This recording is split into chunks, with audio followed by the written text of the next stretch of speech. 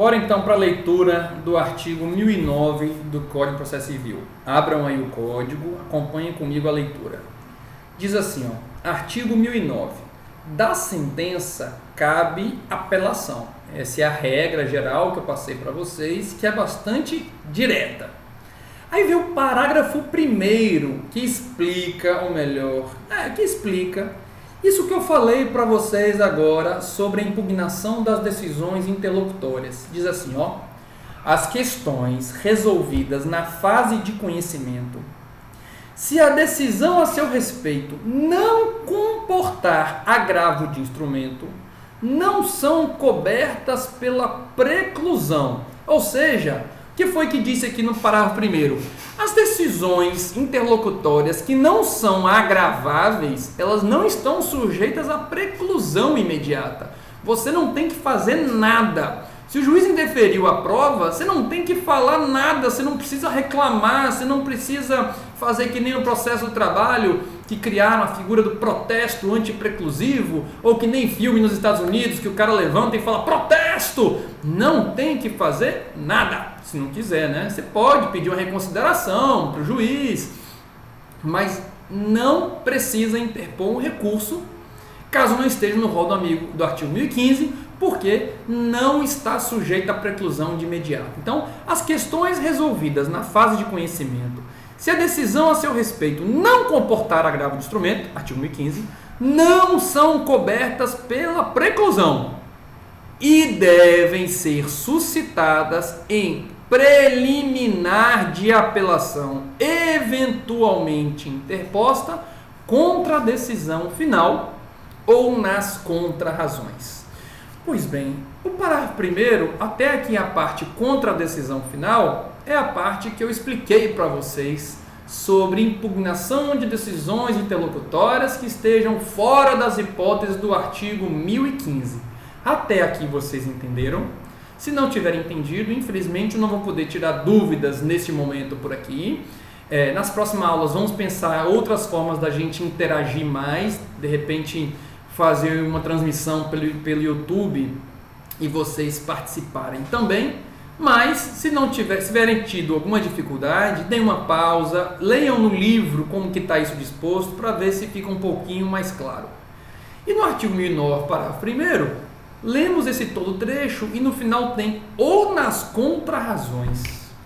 E aí já complica um pouquinho mais, o que já é um pouco complicado.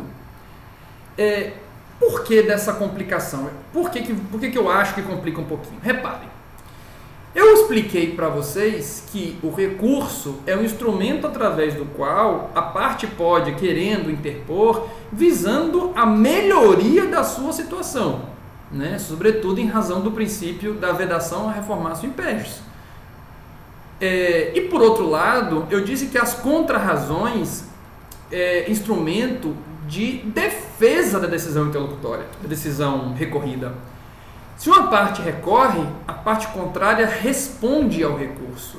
E essa resposta ao recurso não é uma oportunidade para que a parte possa postular a melhora da sua situação. Nas contrarrazões, você pode postular pelo identificar algum aspecto que leva ao não conhecimento do recurso da parte contrária, ou você pode apontar as razões pelas quais o recurso não pode ser provido, não pode ser acolhido. Portanto, as contrarrazões é um instrumento de defesa, impedir que o recurso da parte contrária seja conhecido ou seja provido. Contrarrazões não são, em regra, uma oportunidade que a parte tem de pedir algo em seu favor. Só que aí no artigo 1009, parágrafo 1º, trouxe a situação um pouquinho complicada, que é a impugnação de decisão interlocutória em contrarrazões. Impugnação de decisão interlocutória nas contrarrazões também. Ou seja, eu ganhei o processo, eu não tenho interesse em recorrer, mas eu tenho interesse em impugnar a decisão interlocutória não agravável, caso porventura o recurso da parte contrária venha a ser acolhido. Cara, é difícil explicar isso em um exemplo. Vamos voltar àquele exemplo que eu estava dando para vocês sobre o juiz que negou a produção de provas. Imagina que você está querendo produzir as suas provas. Você bateu no fundo do carro e quer provar que o cara freou indevidamente, você não teve como frear e bateu no fundo do carro dele.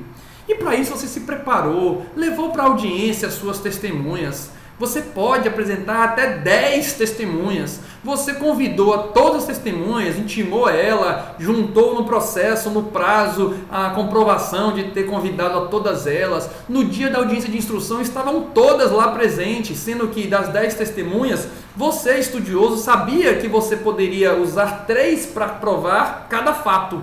Embora sejam 10 testemunhas, eu tenho um limite de 3 testemunhas para cada fato. Me preparei todo para isso. Aí chegou no dia da audiência de instrução, em razão de audiências anteriores, acabou atrasando muito a sua audiência. E aí chegou o juiz, na hora da sua audiência, você entrou e ele perguntou: doutores, tem testemunha para ouvir? E você falou: sim, excelência, eu tenho 10 testemunhas, ou tenho 5, ou tenho 3 testemunhas. E aí o juiz, digamos que tenha dito assim: 3 testemunhas?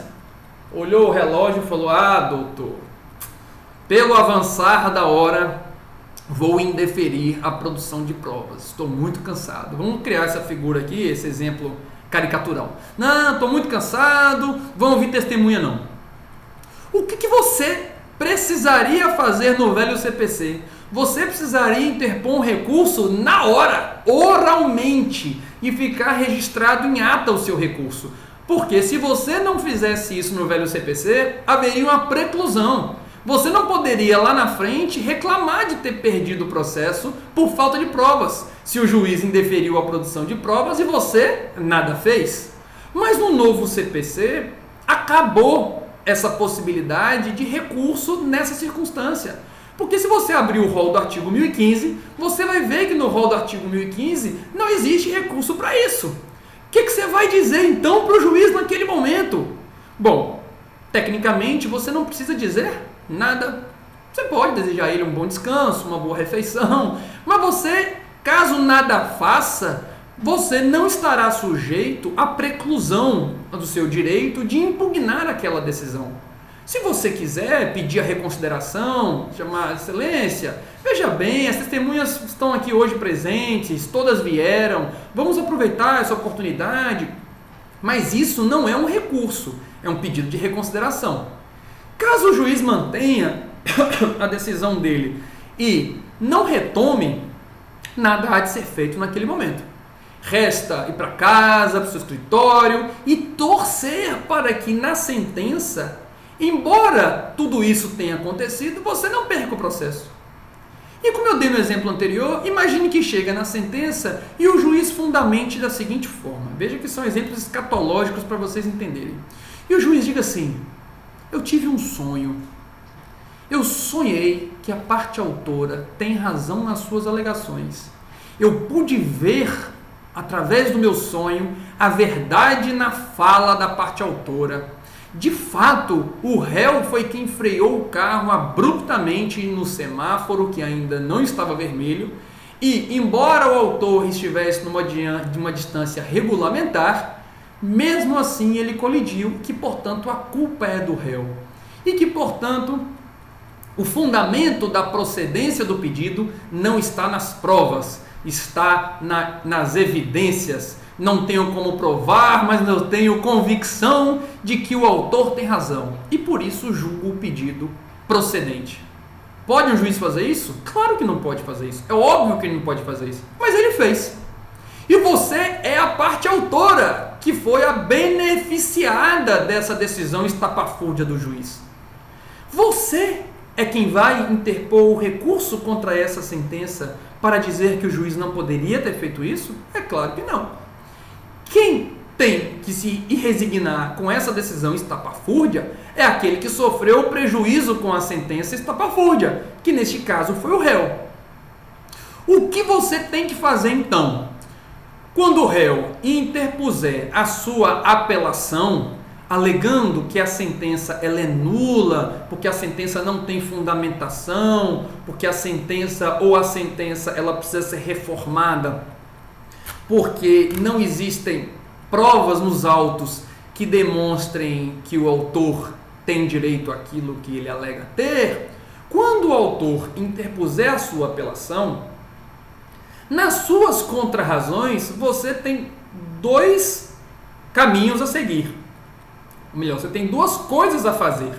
O primeiro caminho é dar um de maluco igual o juiz. Dizer, olha, não, a decisão está bem fundamentada, é isso mesmo, eu acho que você tem que acreditar no metafísico, eu acho que a gente não pode desprezar uma verdade que está além da nossa consciência. Se o juiz teve esse sonho, nós não podemos ignorar, vamos manter isso. Tá certo, tribunal, não mexe com isso não, pelo amor de Deus. Primeiro, a sua primeira linha de defesa pode até ser defender essa decisão estapafúrdia do juiz, porque você ganhou o processo e você quer manter aquela decisão que foi a sua vitória.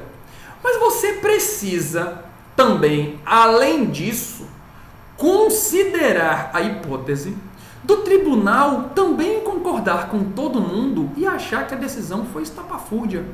O tribunal pode, ao analisar a sentença, falar: mas o juiz decidiu com base num sonho? Isso não pode, a decisão não pode ser fundamentada fora dos elementos de convicção do direito e dos fatos e das provas que estão nos autos do processo. E que, portanto, o tribunal concorde com essa premissa e passe a analisar os autos do processo. Mas se o tribunal passar a analisar os autos do processo, ele não vai achar ali nenhuma prova feita pelo autor das suas alegações. O tribunal vai olhar, de fato, o juiz não poderia decidir com base num sonho. Isso está errado mesmo.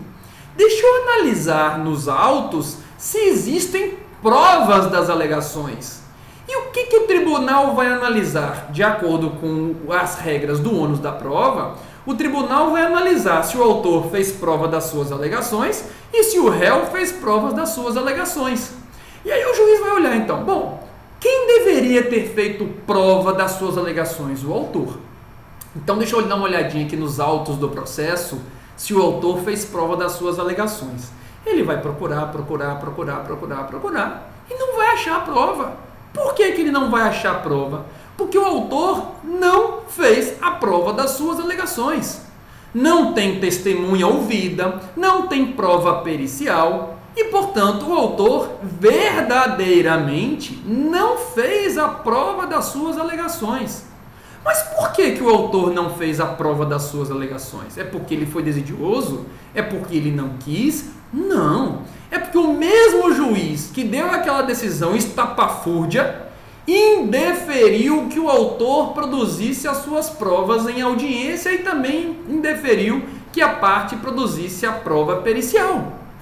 Então repare o que cabe ao recorrido alegar nas suas contrarrazões. Ele vai dizer assim: tribunal, é o seguinte, eu acho que a sentença tem que ser mantida. Não há o que se mexer na sentença. Mas se esse tribunal concordar com as alegações do recorrente e achar que o juiz não poderia ter decidido com base num sonho, então, tribunal, eu preciso nesse momento impugnar também a decisão interlocutória que me negou a produção de provas. Porque se vossas excelências passarem a analisar os autos atrás de provas, não vão localizar. E as provas não vão ser localizadas não porque eu não fui atencioso ou cuidadoso e não fiz a produção de provas. Vossas excelências não vão achar as provas porque a decisão interlocutória indeferiu o meu pedido de produção de provas. Nas minhas contrarrazões, então, ao mesmo tempo em que eu peço a manutenção da decisão recorrida, eu vou também, e aqui é em caráter subsidiário, eu vou dizer, olha, eu quero que mantenha. Mas se porventura vossas excelências entenderem por anular a sentença ou por passar a análise do mérito da sentença no que diz respeito às provas, vossas excelências vão precisar acolher a minha impugnação com relação à decisão interlocutória que indeferiu a produção de provas. Então deverá anular sim a sentença para mandar voltar à fase de instrução a fim de que eu possa produzir a minha prova testemunhal. Recapitulando, nas minhas contrarrazões, o que eu quero? Eu quero que não mexa na sentença, eu quero que ela fique intacta. Mas o autor disse que não pode uma decisão fundamentada num argumento não racional. E se o tribunal concordar que uma sentença não pode ser fundamentada em algo sem justificativa racional, ele então vai passar para a análise das provas e dos fatos e não vai localizar a minha prova das minhas alegações. Então eu falo, a sentença tem que ser mantida. Mas se porventura for acolhido o recurso da parte contrária e passado ao exame das provas, eu, nas minhas contrarrazões, estou impugnando a decisão interlocutória que negou o meu direito de produção da prova testemunhal e da prova pericial. O que eu estou fazendo? Eu estou pedindo a anulação do processo, o retorno dos autos ao primeiro grau, a fim de que seja reaberta a instrução. Repare que é um jogo. Eu tenho que atacar de maneiras diferentes. Da mesma forma que eu tenho que dizer que a sentença não deve ser mexida, eu tenho que considerar a hipótese do tribunal concordar com a premissa do recurso da parte contrária e também achar que o juiz não pode fundamentar com base em um sonho. E se o tribunal concordar com a premissa de que não pode decidir com base em um sonho, e sim com base nas provas, então, tribunal, para aí. Se você concordou com a premissa e acha que tem que analisar com base nas provas, então não analisa as provas do processo porque elas não foram produzidas porque eu não pude produzir. O que eu quero, as excelências? Eu estou, neste momento, nas contrarrazões, também impugnando uma decisão interlocutória a que me negou o direito à produção de provas. Então, excelências, deverá esse tribunal anular a sentença, anular os atos processuais posteriores, a fim de que reabra a instrução probatória e que eu possa, finalmente, produzir a minha prova testemunhal e minha prova pericial. Depois que fizer isso, o processo no primeiro grau vai retomar o seu andamento e o juiz vai ter que proferir uma nova decisão. O juiz pode ser doido de jogar pedra, inclusive, e pode até dizer: eu tive um sonho novamente, e nesse sonho de novo eu sonhei com tal. Mas eu não posso julgar com base no sonho. Então vamos ver o que tem nos autos do processo. Olha, o meu sonho coincidiu direitinho com as provas. Aqui nos autos tem prova do autor dizendo que comprova que quem causou o acidente foi de fato o réu. Então, com base agora nas provas e não mais com base no meu sonho, julgo o pedido procedente. Entenderam a hipótese?